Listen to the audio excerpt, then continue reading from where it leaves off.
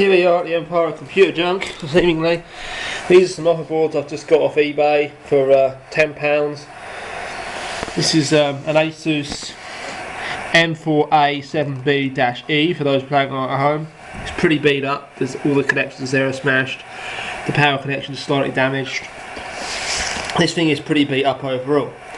I've got a power supply plugged into it, and well, without further ado, power supply's on. The power is now on. Without further ado, UXW build style smoke test.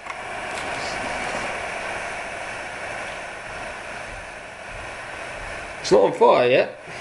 See, the cooler's all beat up. Okay, it's got a CPU in there as well. An AMD Phenom X4 of all things. Well, so we've got an AMD Phenom, I don't know if you saw that, X4 CPU. That's not bad. I'll take that, that's pretty cool. The cooler's a bit beat up, I could have fixed that. The board works, it supports SLI. Yeah, I'll call that a win for a tenner. Next up is this Gigabyte board. This is all in the same box as the last one. DirectX 10 support on the amazing integrated graphics we've got just here. Not sure what brand they are, probably ATI, back when ATI was a thing. Notice the VRMs don't have any heat sinking on them whatsoever, so that's a little bit of a disappointment. But you have got all solid state caps. The BIOS battery is intact on this one. The cat is trying to make static electricity to kill it. Dizzy. It's got a CPU in here of unknown quantity. Connections down there are smashed again. It has got some marks on the back of it near the power switch. Where are they? Oh, well, that's another board that I'm thinking of. That's our next one to try. After that we have a random Pentium 4, it's an Asus P5S800, so I'm guessing 800 MHz FSB is supported. I believe this is out of a HP though, it just looks like that sort of generic kind of OEM motherboard you'd get in one of those things. There's one loaded capacitor.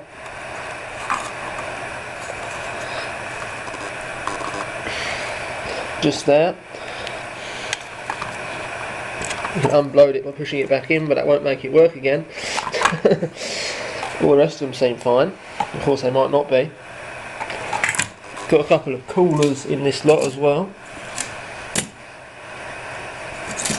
Zelman cooler, yeah, Zelman.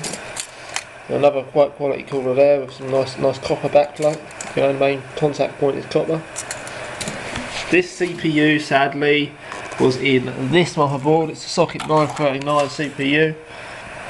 It's got this board's got ATI integrated graphics built in. It looks very OEM with them VRM heat sinks up there. The cat's trying to static it again. It's probably not going to matter. This thing's really beat up. The memory slots are all smashed. I don't think this one. These were all spares and repairs, by the way. No, it might be okay, but the memory is definitely going to be a bit of an issue. It might fall out, but that should hold in there. So this is the CPU. This is exactly how I found it in the package, so I'm not sure what this is going to look like. It's very squashed. I think the cooler I think it was stuck to the cooler, and it's oh yeah. RIP, definite RIP for that one. She's dead, Jim. There's no way. Well, there's no way that I am going to sit there and try and straighten the pins on this AMD 3800 X2 CPU. I think it's definitely RIP for that one. If anyone wants to have a go at straightening all the pins, they are really bad, by the way. The camera doesn't quite do it justice. Then I will happily send it to you. If you give me your address, I will post you this chip if you really want it. That concludes this video so far of the motherboard testing. I'll get back to you in a minute. See you later. There might be two parts or it might be one video, we'll see. Okay, so I did look at the other boards. The other boards in question were the Pentium 4 Socket 478. I've not got any RAM for that one, so I'll leave that for another day. A Gigabyte AM2 Plus motherboard.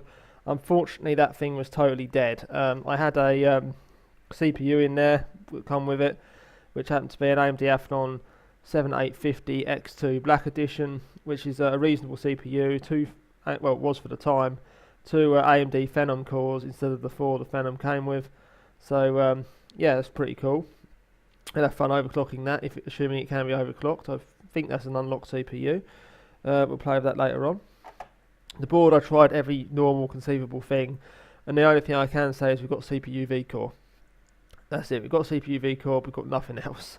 It's not outputting to display for whatever reason. There is damage traces on the bottom we'll try and fix with jumper wires. But yeah, it doesn't look too good, to be totally honest. None of that stuff was packed very well. One board is perfectly fine. It has an AMD Phenom quad core in it, 960T I believe. So that'd be cool. So for the money I paid for it, it's a good deal.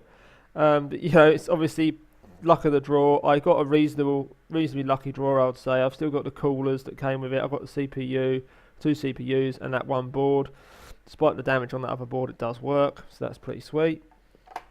I'll see you next time when we put this stuff together into a computer and do some benchmarks and things with it. See you later.